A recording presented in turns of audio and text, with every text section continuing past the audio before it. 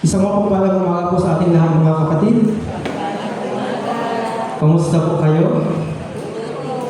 Naway ang bawat isa po ay nasa mabuting kalagayan ngayong umaga. Tayo po ay nagpapatuloy pa rin sa ating serye ng mensahe, The Way of Christ. At noong nakaraang linggo po ay ating pinagbulayan ang daan ng pamumunga or the way of bearing fruit at ating nalaman ang mga dahilan sa pamumunga. Ngayong umaga naman po ating pagbubulayan ang daan ng paglilingkod or the way of service. Ang daan ni Kristo ay daan din upang tayo'y maglingkod. Lahat tayo ay mga lingkod, pero ano po ba pag sinabi nating lingkod? Ang lingkod po ay isang taong kusang loob na inilaan ang kanilang sarili upang tuparin ang kalooban ng kanyang pinaglilingkuran. Sa pananaw po ng Biblia, ang isang lingkod ay hindi lamang gumagawa ng mga tungkulin, kundi namumuhay sa ilalim ng kapamahalaan ng Diyos at inuuna ang kanyang kalooban kaysa sa kanyang sarili. Bilang mga lingkod, lahat po tayo ay mayroong kakayahang maglingkod. Ang iba ay sa pag-awit, pagtugtog ng instrumento, pagtuturo, pangangaral, paghayo, at pagtulong sa iba't ibang ministeryo. At marami pa pong iba. Lahat ng ito ay mga kaloob mula sa ating Diyos. Siya ang nagbigay ng ating kakayahan, kaya may pananagutan tayong gamitin ang mga ito para sa kanyang kaluwalhatian. Ngunit hindi lamang ang ating ginagawa ang mahalaga sa Diyos. Higit pa rito, tinitingnan din niya ang salubin ng ating puso habang tayo ay naglilingkod. Posibleng mahusay tayong umawit, ngunit mayabang ang ating puso. Maaaring magaling tayong magturo, ngunit tagahangad tayo ng papuri mula sa iba. Maaaring din tayong masipag sa gawain, ngunit naglilingkod lamang kapag napapansin o napasasalamatan. Maaaring tayong maglingkod, ngunit iba ang ating saloobin at motibo. Maaaring naglilingkod tayo upang parangalan ng Diyos. Maaaring din namang naglilingkod tayo dahil naghahanap tayo ng pagkilala, papuri o kapalit. Kaya kung babalikan po natin ang ginawa ng ating Panginoong Jesucristo, ito ang pinakamagandang halimbawa ng tamang saloobin ng isang lingkod. Sinabi niya sa Mateo chapter 20 verse 28, Mateo chapter 20 verse 28, sapagkat ang anak ng tao ay naparito, hindi upang paglingkuran, kundi upang maglingkod at ibigay ang kanyang buhay bilang pantubos sa marami. Kaya kung iisipin natin mga kapatid, kung ang Panginoon mismo na hari ng lahat ay piniling maglingkod ng may pagpapakumbaba at pagsasakripisyo, lalo pa tayong kanyang mga tagasunod ay dapat magkaroon ng ganoong saloobin. Hindi siya ng dalawang isip na hubarin ang kanyang karapatan bilang Diyos para sa atin. Dahil kung titingnan po natin ay maayos na ang kanyang kalagayan doon sa kanan ng Ama. Doon po ay puno na siya ng kaluwalhatian, kapangyarihan, at maging ng karangalan. Bagamat taglay niya ang lahat ng karangalan sa langit, kusang loob siya nagpakababa upang tuparin ang kalooban ng Ama at iligtas ang sangkatauhan. Kaya kung titignan natin ito bilang isang halimbawa, hindi pa nararapat lamang na katulad ni Jesus ay ibaba natin ang ating mga sarili at ibigay natin ang ating buong puso sa ating paglilingkod. Hindi para sa ating sarili, kundi para sa Diyos na lumanang sa atin. Makibukas po kayo sa akin sa inyong mga Biblia sa Lucas chapter 17 verses 7 to 10. Sa Lucas chapter 17 verses 7 to 10. Sige po, kung nadulo po ang bawat isa. Ang tungkulin ng alipin. Sino sa inyo ang magsasabi sa kanyang alipin kagagaling sa pag-aararo o pagpapastol ng mga tupa sa bukid, halika at kumain ka na. Hindi pa nagsasabihin ninyo ay, ipaghanda mo ako ng hapunan, magbihis ka, at pagsilbihan mo ako habang ako ay kumakain. Pagkakain ko, saka ka kumain. Verse 9, pinasasalamatan pa ng amo ang kanyang alipin dahil sumunod siya rito. Ganon din naman kayo, kapag nagawa na ninyo ang lahat ng inuutos sa inyo, sabihin ninyo, kami mga aliping walang kabuluhan, tumutupad lamang kami sa aming tungkulin. Kaya sa pagpupuli natin ngayong umaga, hindi lamang natin tatanungin ang ating mga sarili kung ano ang ginagawa ko sa aking paglilingkod, kundi higit sa lahat, ano ang saloobin ko habang ako ay naglilingkod. Sapagkat ang isang tunay na lingkod po ay hindi lamang nakikilala sa kanyang ginagawa, kundi sa pusong taglay niya habang ginagawa niya ang kanyang tungkulin. Kaya sa mensahe nito, ating pagbubulayan at aalamin ang tamang saloobin ng isang lingkod. Ang tamang saloobin ng isang lingkod. Sa gayon, matulungan natin ang isa't isa na lumakad sa daan ni Kristo. Una, ang tamang saloobin ng isang lingkod, huwag ariing karapatan ang pahinga. Huwag ariing karapatan ang pahinga. Ganito ang sabi sa Lucas chapter 17 verses 7 to 8. Sino sa inyo ang magsasabi sa kanyang aliping kagagaling sa pag-aararo o pagpapastol ng mga tupa sa bukid, halika at kumain ka na. Hindi ba't ang sasabihin ninyo ay ipaghanda mo ako ng hapunan, magbihis ka at pagsilbihan mo ako habang ako ay kumakain. Pagkakain ko, saka ka kumain. Makikita natin sa talinhagang ito na matapos ang isang nakakapagod na araw ng pag-aararo o pagpapastol ng mga tupa, hindi muna nagpahinga ang alipin sa kanyang pag-uwi. Sa halip, naganda pa siya ng hapunan, nagbihis upang maglingkod at pagsilbihan muna ang kanyang Panginoon bago niya isipin ang kanyang sariling pangangailangan. Hindi po ba kung tayo tatanungin, bakit naman po ganoon? Maaaring sabihin natin, hindi ba dapat pinagpahinga muna siya kahit sandali? Kung ating titingnan ay parang yung alipin ay walang karapatang mamahinga. Mula sa bukid ay diretso siya nagluto at naglingkod. Hindi ba dapat ay parinin muna at makain tayo? Pero ang gagawin niya ay iintayin pa muna niyang matapos ang kanyang amo bago siya kumain. Pero mahalaga po nating tatandaan na hindi naman ito nangangahulugan na masama ang magpahinga. Ang punto lamang po dito ni Jesus, ang isang lingkod ay hindi inuuna ang kanyang sariling kaginhawaan, kundi ang kalooban ng kanyang Panginoon. Kaya malinaw po mga kapatid, na hindi masama ang magpahinga, kundi ang punto lamang dito ni Jesus, na ang kanyang isang lingkod ay hindi inuuna ang kanyang sariling kaginhawaan, kundi ang kalooban ng kanyang Panginoon. Kung tayo pang tatanungin, kung ilalagay po natin ang ating mga sarili sa posisyon ng alipin sa talinhagang ito, ano po kaya ang ating magiging tugon? Ako po personally, katulad ng alipin ay naranasan ko na rin po mag-aaral sa bukid. During my college days po, kapag wala kaming pasok, sumasama po ako sa aking tatay upang tumulong sa pag-iintindi ng aming bukirin. At sa aking karanasan po ay talaga naman po nakakapagod na gawain iyon, lalo na po at binad ka pa sa matinding sikat ng araw. Kaya kahit kakasimula pa lamang po ay gusto ko na po agad mag-5 PM para uwian na agad. At makapagpahinga na sa bahay. At pagkatapos ko nun ay hindi na po ako na mauutusan dahil ang inadahilan kayo pagod na ako. Ngunit anong ating mapapansin mula sa alipin? Na pagkagaling sa bukid ay kailangan pa niyang pagsilbihan ng kanyang Panginoon. Hindi siya nagreklamo, hindi po siya umangal, hindi siya nagkatubiling gawin ang mga dapat niyang gawin, kahit po alam niya sa sarili niya ay pagod na siya. Kasi kung ako po yun, walang halong biro ko, baka ay nagreklamo na ako. Dahil pagod na nga ako maghapon sa bukid, tapos pag uwi ko sa bahay ay meron pa pala akong kailangan gawin, meron pa pala akong tungkulin.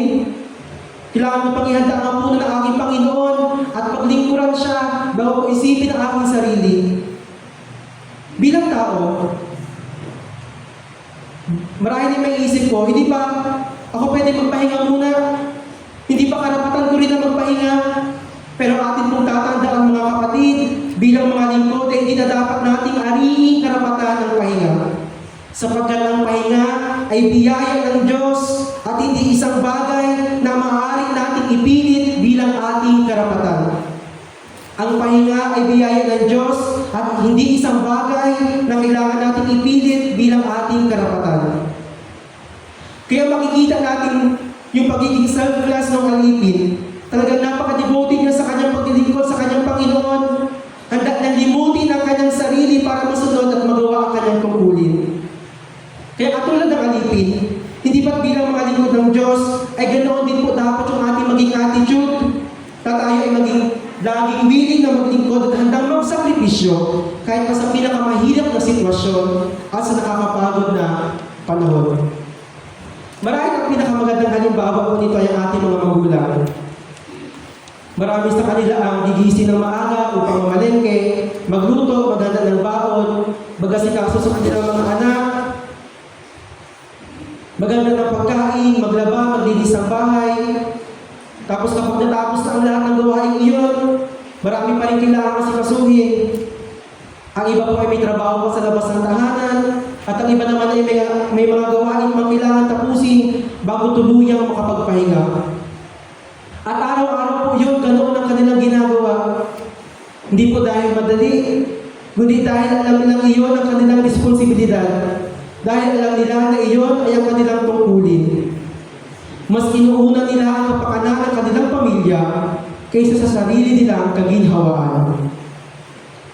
Sa kabilang banda, kapag tayo po kasi ay nakaramdam lang ng konting pagod, gusto na agad natin magpahinga kahit marami pa namang kailangan gawin. At may mga pagkakataon pa na hindi pa nga nasisimulan yung isang gawain, parang pagod na agad tayo. Ano po? Nagreklamo na agad tayo. Ang tanong agad ay, kailan ako makakapagpahinga? Pero mahalaga po nating tatandaan, mga kapatid, ang tunay na lingkod ay hindi nagtatanong kung kailan ako makapagpapahinga, kundi ano pa ang nais ng aking Panginoon na gawin ko. Alam ko kung lahat tayo ay napapagod, at normal po iyon para sa atin. Kung yung ating mga superhero mga po ay napapagod, tayo pa po kaya ng mga tao lamang. Ngunit mapapansin po natin na kapag sila ay tinawag ng kanilang tungkulin at may nangangailangan ng kanilang tulong, hindi nila inuuna ang kanilang kaginhawaan, bagkus agad silang tumutugon upang gampanan ang kanilang tungkulin. Katulad ni Jesus na kahit napapagod sa paglalakbay at ministeryo, ay patuloy na naglingkod sa mga taong nangangailangan. Sa Juan chapter 4, verses 31 to 34, sa Juan chapter 4, verses 31 to 34, ito pang sabi, samantala, makailang ulit na sinabi ng mga alagad kay Jesus, Guro, kumain na kayo. Ngunit sumagot siya, ako may pagkain hindi ninyo nalalaman. Kaya nagtanong-tanungan ang mga alagad. May nagdala na kaya sa kanya ng pagkain? Sinabi sa kanila ni Jesus, ang pagkain ko'y ang tuparin ang kalooban na nagsuko sa akin at tapusin ang ipinapagawa niya sa akin. Sa talata, nakita natin ang pagpapahalaga ni Jesus sa gawain ng Diyos. Hindi niya inuna ang kanyang sarili.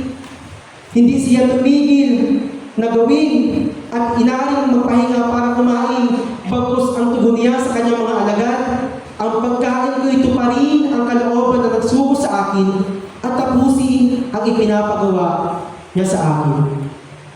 Dahil kung tataas po tayo ng basa sa Juan chapter 4 verse 6, nakasaad na umupo siya sa balon dahil napagod siya sa paglalakbay. Ngunit habang siya ay nagpapahinga, may isang Samaritana ang dumating upang umigib. Sa halip-unahin niya ang kanyang sariling pangangailangan, ginamit ni Jesus ang pagkakataon upang mangaral. Ng mga oras na iyon, ang kanyang mga alagad ay walang noon dahil sila ay bumibili ng pagkain sa bayan. Kaya nang bumalik ang kanyang mga alagad na may dalang pagkain, hindi pagkain ang unang nasa isip ni Jesus, kundi ang pagtupad sa kalooban ng Diyos. Hindi ibig sabihin dito na hindi na dapat magpahinga ang mga lingkod ng Diyos. Dahil nakita natin na si Jesus mismo ay nagpahinga rin sa ibang pagkakataon. Ang mga makita natin dito mga kapatid ay hindi niya inaari ang kanyang pahinga bilang karapatan. Hindi maaaring maantala kapag may gawain ng Diyos na dapat gawin. Mas mataas ang kanyang pagpapahalaga sa kalooban ng Diyos kaysa sa kanyang sariling kaginhawaan. Kaya huwag po tayo gumaya sa mga alagad ni Jesus nang sila ay nasa bundok ng Olibo para manalangin. Hindi nagawa ng mga alagad na sila ay manalangin kahit ilang beses pa po sila binalikan ni Jesus at sinabihan, mas pinili nila magpahinga dahil sa pagod at antok kahit pa mayroon pang tungkulin na inaatang sa kanila na kailangan nilang gawin. Kapag mahal natin ang Panginoon, nagiging handa tayo magbigay ng oras, lakas, at pagod para sa Kanya. Kahit may mga pagkakataong sobrang pagod natin, parang kahit may mga pagkakataong wala tayong energy, pero kapag tinawag tayo ng Diyos sa Kanyang gawain, kailangan nating tumugon. Mahalagang tandaan ang pagtuturo ng talinhagang ito ay hindi tungkol sa pag-aabuso sa sarili o hindi ng pagpapahinga, kundi tungkol sa puso ng isang lingkod, tungkol sa saloobin ng isang lingkod. Kung kinakailangan natin magsakripisyo ng oras, lakas, o kaginhawaan upang maglingkod sa Kanya, ginagawa natin ito ng may pag-ibig at hindi napipilitan. Katulad ni Jesus, bagamat napagod siya sa kanyang ministeryo, patuloy siyang naglingkod na tumupad sa kalooban ng Diyos. Kaya ang isang lingkod ni Kristo ay natututong sabihin, Panginoon, kung may tungkulin pa akong dapat gampanan, uunahin ko ang iyong kalooban bago ang aking sariling kaginhawaan. Pangalawa, huwag ariing karapatan ang pasalamatan. Huwag ariing karapatan ang pasalamatan. Sa Lucas chapter 17, verse 9, pinasasalamatan ba ng amo ang kanyang alipin dahil sinunod niya ito? Sa ASND, hindi pinasasalamatan ng alipin dahil ginagawa lamang niya ang kanyang tungkulin. Upang maunawaan natin ito, mahalagang isaalang-alang natin ang kalagayan ng panahon ni Jesus. Noong sinaunang panahon po, ang isang alipin ay itinuturing na pag-aari ng kanyang amo. Ang kanyang oras, lakas, at buong buhay ay nakatalaga sa paglilingkod sa kanyang Panginoon. Dahil dito, ang mga gawain pinapagawa ay hindi pabor o dagdag na kabutihan loob, kundi bahagi ng kanyang obligasyon. At sa ating teksto, nakita natin na pagkatapos gawin ng alipin ang kanyang tungkulin, ay hindi ba't wala siyang narinig na salamat mula sa kanyang Panginoon. Sinasabi ng ating teksto na hindi pinasasalamatan ng alipin dahil ginawa niya lamang ang kanyang tungkulin. Kaya gawin maging malinaw po ito sa ating mga kapatid. Bilang mga lingkod ng Diyos, hindi ba't ganoon din dapat ang ating maging saloobin sa ating ginagawang paglilingkod? Kaya sa talinhagang ito ni Jesus, matapos gawin ng alipin ang lahat ng kanyang tungkulin, hindi siya inaasahang pasalamatan ng kanyang Panginoon. Ipinapakita nito na ang tunay na lingkod ay hindi naglilingkod para sa pagkilala ng tao, kundi sa katapatan ng kanyang Panginoon. Sa panahon natin ngayon, iba ang nakasanayan ng marami. Kapag may natapos tayong gawain, madalas tayo nakakarinig ng maraming salamat, magaling, na-appreciate namin ang iyong ginawa. At walang masama sa magpasalamat o walang masama sa pagpapasalamat. Ang pagpapasalamat ay isang mabuting katangian ng isang Kristiyano. Kung kaya kapag tayo ay pinasasalamatan, maaari natin itong tanggapin ng may pagpapakumbaba at ibalik ang kaluwalhatian sa Diyos. Gayunman, ang puntong binibigyan diin sa ating teksto ay hindi kung dapat bang magpapasalamat ang tao.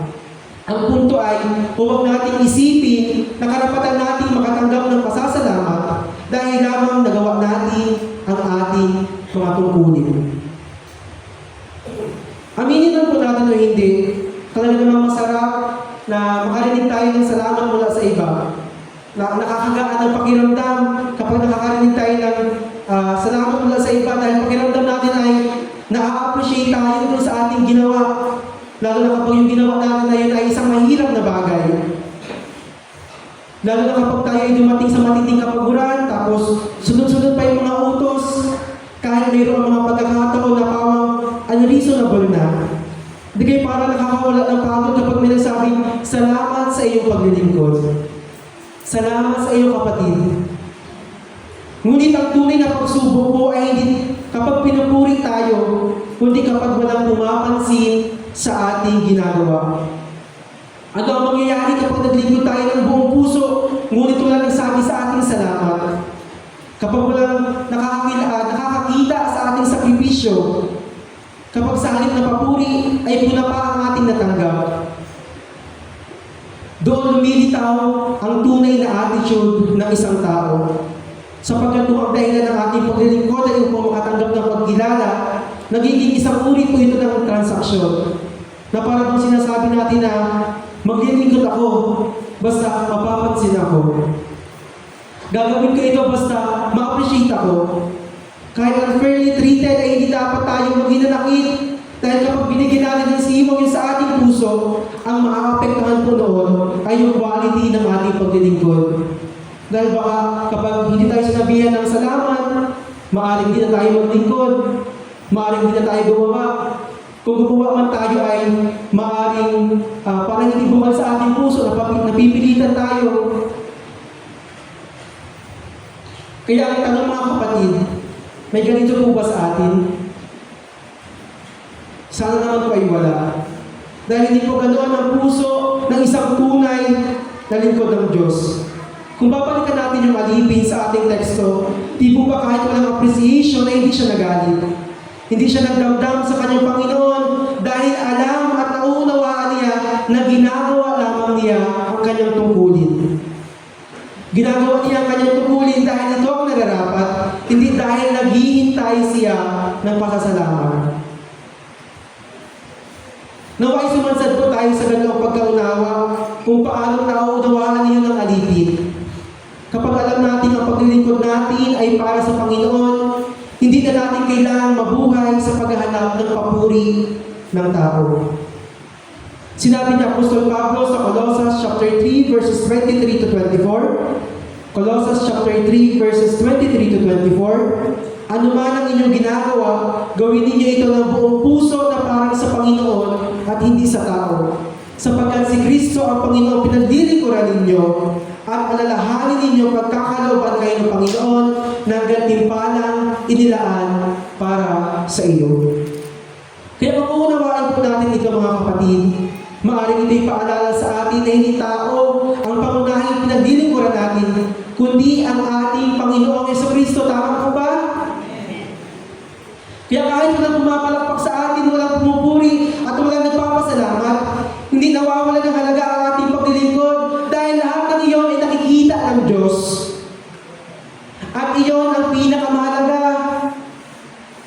Ganito rin ang sinabi ni Jesus sa Mateo chapter 6 verses 1 to 4. Mateo chapter 6 verses 1 to 4. Pag-ingatan ninyong hindi pakitang tao lamang ang paggawa ninyo ng mabuti. Kapag ganyan ang ginawa ninyo, wala kayong matatamang gantimpala buhat sa inyong Ama na nasa langit. Kaya nga, kapag naglilimos ka, huwag mo nang ipag-ingay-pagay ng ginagawa ng mga mapagkunwari. Naglilimos ka sa mga sinagoga at sa mga lansangan upang sila'y mapuri ng mga tao. Tandaan ninyo, tinanggap na nila ang kanilang gantimpala. Sa halip, kapag naglilimos ka, huwag mo nang ipaalam ito sa pinakamatalik mong kaibigan. Gawin mong lihim ang iyong paglilimos at ang iyong Ama na nakakakita ng kabutihang ginagawa mo, ang lihim ang siyang magbibigay ng gantimpala sa iyo. Itinuro niya ang paggawa ng kabutihan na hindi upang makita ng tao. Ang Ama na nakakakita sa lihim ang siyang garanti sa tamang Panginoon. Kaya hindi man tayo ma-appreciate dito sa lupa, pero sa langit ay makakaasa naman tayo sa gantimpala o makakaasa naman tayo ng gantimpala. Marami ng pagkakataon na naglilingkod tayo, ngunit wala nakakapansin, wala nagpapasalamat o baka meron pang ang pumupuna. Pero nawa hindi tayo umabot sa punto na panghihinaan na tayo maglingkod. Dahil hindi naman dapat iyon ang ating maging sukatan sa ating paglilingkod. Kapag ang paglilingkod ay nakabatay sa pasasalamat ng tao, madaling mawala ng sigla kapag wala nakapansin o nagpasalamat. Ngunit kapag ang layunin ay ang kaluguran ng Diyos, nagpapatuloy ang paglilingkod kahit walang pagkilala. Dahil bilang mga lingkod ng Diyos, ang mahalaga ay magawa at matupad natin ang ating mga tungkulin at bonus na lamang po kung tayo ay pasalamatan man o hindi. Kaya mga kapatid, huwag natin gawing sukatan ang ating katapatan o huwag natin gawing sukatan ng ating katapatan ang pasasalamat ng tao. Kung tayo man ay pasalamatan, purihin natin ang Diyos. Kung hindi man tayo pasalamatan, magpatuloy patuloy pa rin tayo sa ating paglilingkod. Di kasi sa atin yung masyado tayo nag-expect sa mga bagay-bagay. The more we expect, the more na nadidismaya tayo once na hindi nangyari yung expectation natin iyon. Pero ang tanong ay, may karapatan ba tayong umasa ng pasasalamat dahil lamang ginawa natin ang ating tungkulin? Di ka ba ang sagot ay wala? Dahil kung naunawaan talaga natin na ang gawain iyon ay ating tungkulin bilang isang lingkod ng Diyos, ano ang ating karapatan para mag-expect tayo na tayo ay pasalamatan? Kaya sa halip na maghintay po tayo ng pasasalamat mula sa tao, mas nararapat na tayo ay lagi magpasalamat sa Diyos dahil binigyan niya tayo ng pribilehyo maglingkod sa Kanya. Kasi kung tutuusin po, wala tayong ipagmamalaki sapagkat maging ang ating lakas, ang ating kakayahan, panahon, at pagkakataong maglingkod ay mula sa Kanya. Kaya bilang mga lingkod ng Diyos, ating pakakatandaan na ang pinakamahalagang marinig natin balang araw ay hindi ang katagang salamat ng mga tao, kundi ang salita na nanggaling mula sa ating Panginoon. Sa Mateo chapter 25 verse 21, magaling, tapat, at mabuting lingkod. Pangatlo po at panghuli, huwag ipagmalaki ang iyong nagagawa. Huwag ipagmalaki ang iyong nagagawa. Sa Lucas chapter 17 verse 10 po, ganoon din naman kayo, kapag nagawa na ninyo ang lahat ng inuutos sa inyo, sabihin ninyo, kami mga aliping walang kabuluhan, tumutupad lamang kami sa aming tungkulin. Kaya matapos ituro ni Jesus na ang isang lingkod ay hindi dapat inaari ang pahinga at hindi rin dapat inaari ang pasasalamat mula sa kanyang amo. Itinuro naman niya ang ikatlong mahalagang katotohanan. Ang sa loobin ng isang lingkod ay hindi pinagmamalaki ang kanyang nagagawa. Ayon sa ating teksto, sinabi ni Jesus, kapag nagawa na ninyo ang lahat ng inuutos sa inyo. Mapapansin natin na hindi sinabi ni Jesus na kapag may nagawa na kayo, kundi kapag nagawa na ninyo ang lahat. Ibig sabihin, kahit na natupad na natin ang lahat ng ipinapagawa sa atin ng Panginoon, hindi pa rin iyon dahilan upang itaas natin ang ating mga sarili o isipin natin na mayroon tayong natatanging karapatan sa Kanya. Sa halip, sinabi ni Jesus na dapat nating sabihin, kami mga aliping walang kabuluhan, tumutupad lamang kami sa aming tungkulin. Ngayon, maaari magtanong tayo, ano ang ibig sabihin ng mga aliping walang kabuluhan? Hindi ba parang napakabigat naman ng mga pananalitang ito? Magano lamang tayo na nagawa na namin ang lahat ng ipinapagawa sa amin. Tapos sa huli, wala pa rin palang kabuluhan. Dahil kapag naririnig natin yung salitang walang kabuluhan, kadalasan pang pumapasok sa ating mga isip ay walang halaga, walang silbi, o walang pakinabang. Ngunit hindi po ito ang nais ipahiwatig ni Jesus. Sa orihinal na wikang Griego, ang salitang ginamit ay archreos, na mas malapit ang kahulugan sa hindi karapat-dapat sa espesyal na gantimpala o walang may pagmamalaking nagawa. Hindi nito ibig sabihin na walang halaga ang isang lingkod. Kaya ang parira ng mga aliping walang kabuluhan ay mas may papaliwanag bilang kami ay mga lingkod na hindi karapat-dapat mag-angkin ng papuri sapagkat ginawa lamang namin ang aming tungkulin. Ngayon alam na natin na hindi na tayo magkaroon o hindi na tayo magkaroon ng maling pananaw o pagpapakahulugan tungkol dito. Sa buhay natin, marahil lahat tayo ay nakaranas ng may pagmalaki ang ating mga nagawa. Maliit man po ito o malaki. Sa isang banda, normal lamang na maging masaya at proud sa mga biyayang ipinagkaloob ng Diyos at sa mga bagay na ating naaabot. Hindi naman po agad mali ang matuwa sa ating mga nagagawa. Ngunit kailan ito nagiging mali? Nagiging mali kapag ang layunin ng ating puso ay ang mapansin, mapuri, o hangaan ng tao. Bilang mga lingkod ng Diyos, kailangan po nating bantayan ang ating mga puso. sapagkat maaaring abala tayo sa mga gawain ng Panginoon, ngunit mali na pala ang ating motibo kung bakit natin iyon ginagawa. Sa paglilingkod, hindi maiwasan mapansin tayo ng mga kapatid sa iglesia. At kung hindi tayo mag-iingat, maaaring habang dumarami ang papuri ng tao, lalo lumalaki ang ating mga ulo. Unti-unti pumapasok po yung pagmamataas, nagiging mayabang tayo, at nagsisimula natin isipin na mas mahalaga o mas mahusay tayo kaysa sa iba.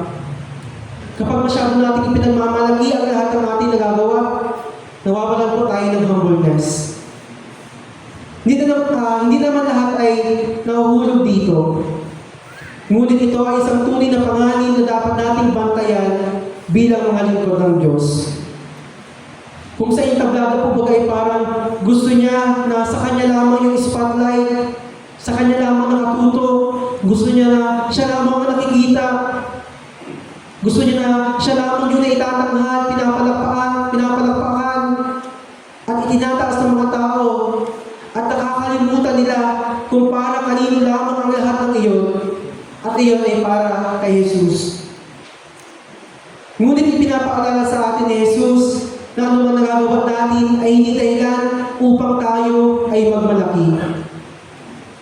Ang tunay po na lingkod ay hindi nagyayabang sa kanyang mga nagawa dahil alam niyang lahat ng kanyang kakayahan, lakas, pagkakataon ay mula pa rin o mula para sa Diyos. Ang bunga ng ating paglilingkod ay hindi para itaas ang ating mga sarili, kundi para itaas si Kristo.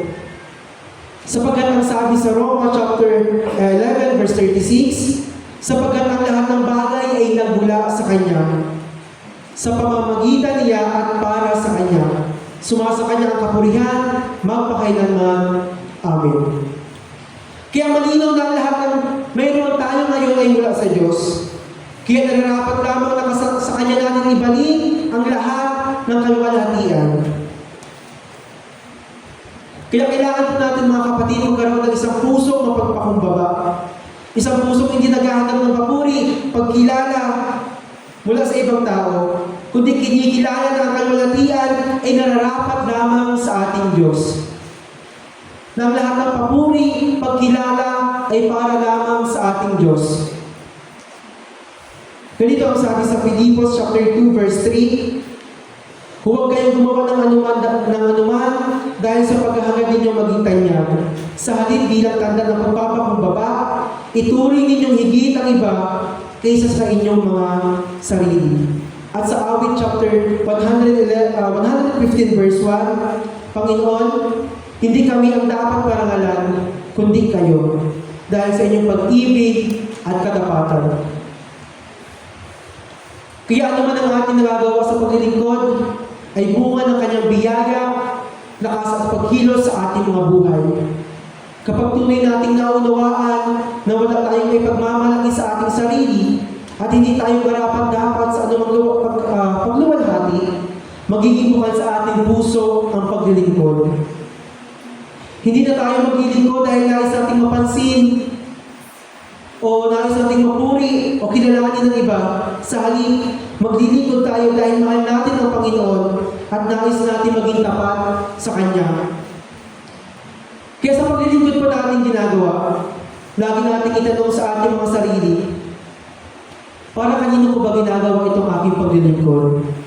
At bakit ko ba ito ginagawa? Kung ang sagot po natin ay para sa Panginoon, hindi na magiging mahalaga kung may pumuri man sa atin o wala. Sapat na malaman natin nalulugod ang Diyos sa ating katapatan. Ito ang salubong ipinakita ng alipin sa ating teksto. Hindi niya ipinagmalaki ang kanyang ginawa. Sapagkat naunawaan niya, ginagawa lamang niya iyon dahil iyon ang kanyang pagkuling bilang lingkod.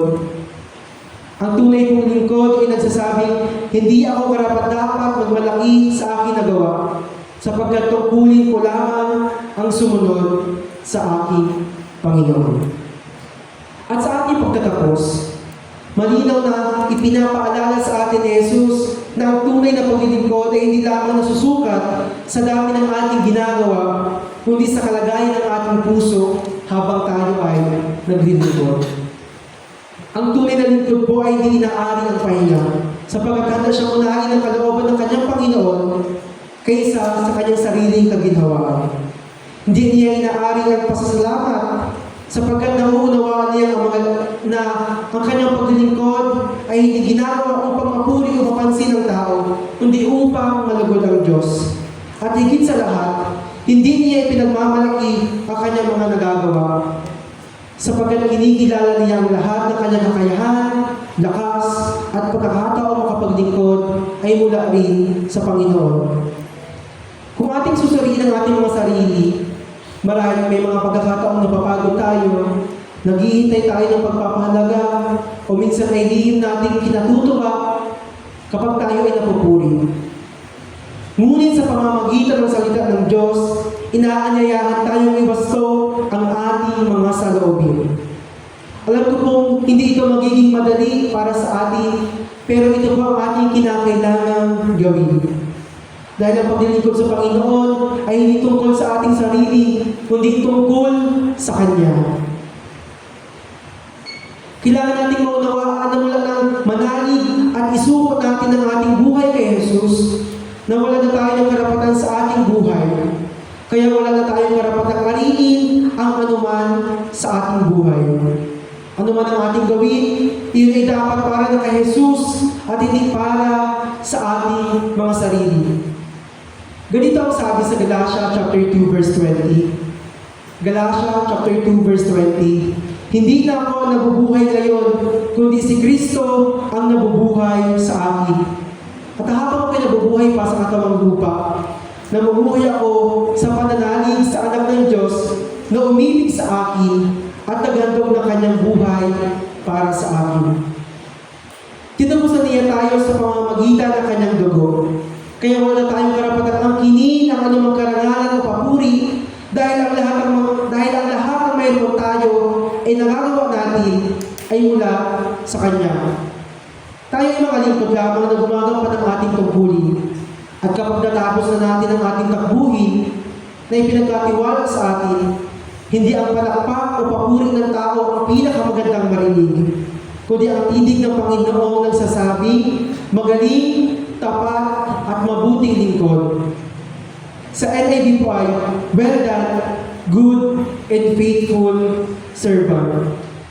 Ito ang pinakamataas na gantimpala ng isang lingkod na naglilingkod ng may katapatan at pagpapakumbaba. Magpatuloy tayo maglingkod ng may katapatan, kababaang loob, at pag-ibig, sapagkat alam natin ang Diyos ang nakakakita, ang Diyos ang nakakaalam, ang Diyos ang nagbibigay ng gantimpalang hindi kailanman mawawala.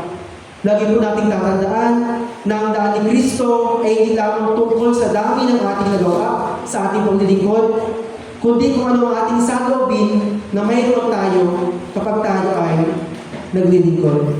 Naway na pagpala po tayo ng salita ngayong umaga. Sa Diyos po ang pinakamataas na papuri. Maraming salamat po.